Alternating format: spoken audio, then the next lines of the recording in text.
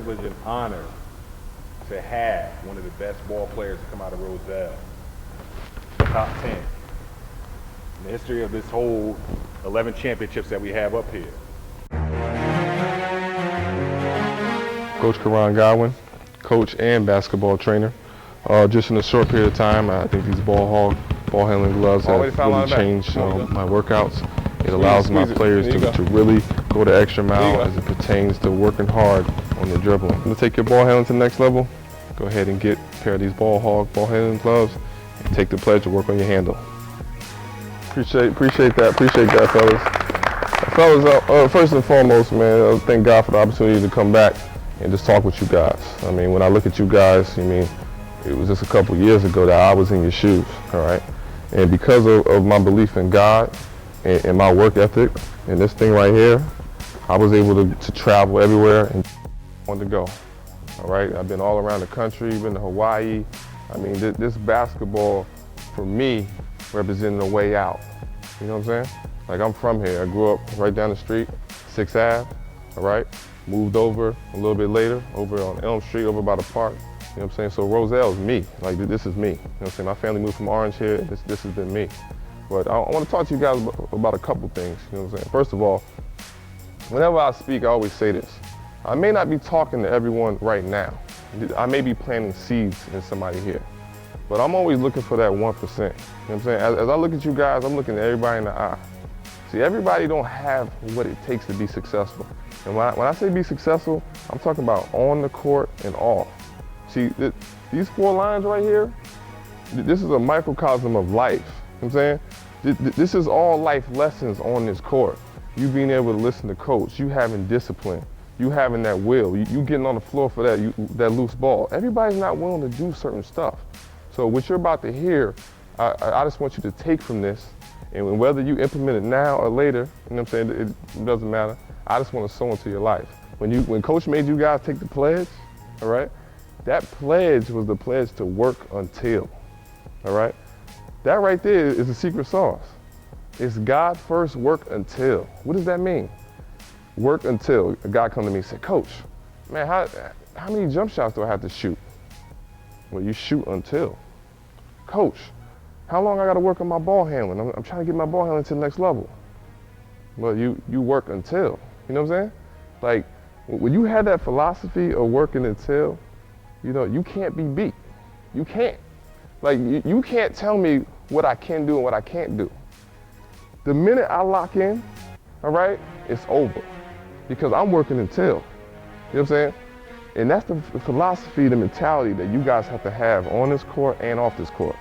Because at the same time, I know we're in the basketball court, but we got to handle things in that classroom.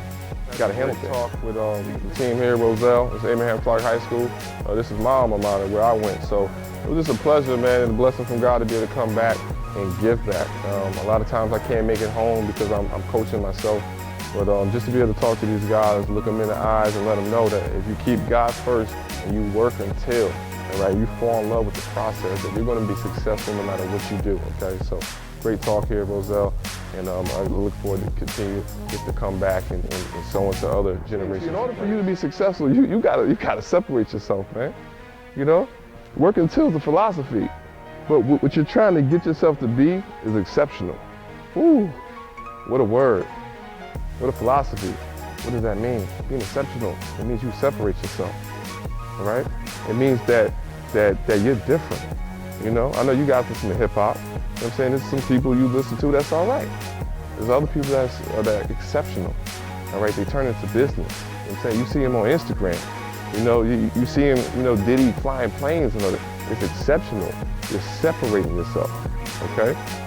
You work until, so you do something like that. But the reason why I can accomplish all this is because in that classroom, I had the same philosophy as on this court. You know what I'm saying? I need A's. So even when I was in the classroom and I'm talking to my teachers, if I need to take a test over that, they'd always get that to me. Why? Because I was personable. You know what I'm saying? I'm not saying I sat in the front every time, but I sat somewhere in the middle or near the front, and I always paid attention, right? And I always gave them respect. And because of that, they were able to give me something. See, all you want out of this conversation right here, see, whenever you hear somebody speak or talk or you want to take something from that person, all right? We got YouTube now. I didn't have YouTube when I was you guys' age. I go and I search millionaires all the time. Millionaires, billionaires. I listen to the interviews, all right? I listen to the grind, to the struggle. A guy named Howard Schultz, I just came back from Starbucks. A guy from Brooklyn came from the projects to become a billionaire. That's exceptional, you know what I'm saying? I want to know how you did that. How did he do that? How do you go from the projects? Like we hear Jay-Z talking about it, right? Trying to get a Billy halfway there, you know what I'm saying? That's what he's talking about. I can't go the same route, you know, now he has to switch things up because he realizes things change. So how do I get to a Billy? Because I'm at 500 million, I'm stuck. You know, we're talking about a guy that did it, and he did it with something that everybody's been doing, all right? Coffee. Come on, man. Coffee? Really? You know, but what did he do? He worked until. When I researched this man, I found out that he used to be a salesman, all right?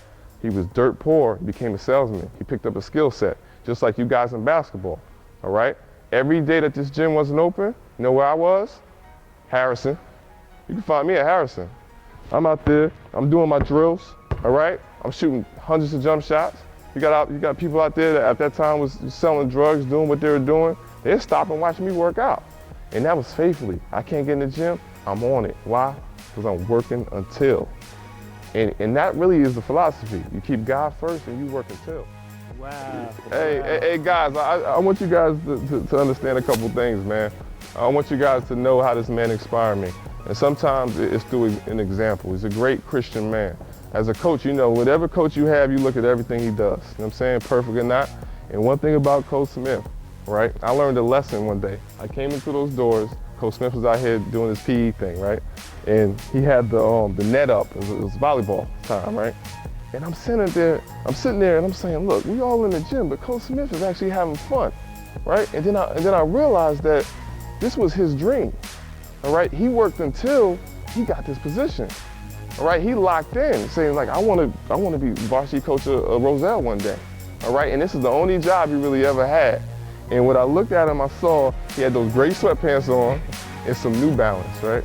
But what I got out of those sweatpants is, I want to do whatever I want to do in life and make money doing it. Woo! You know what I'm saying? I want to be exceptional. And that's what I got out of this man. I looked at the sweatpants, I looked at the New Balance and said, look, he's doing what he wants to do. And that's the definition of success, fellas. All right? Love you, Coach. All right, yeah.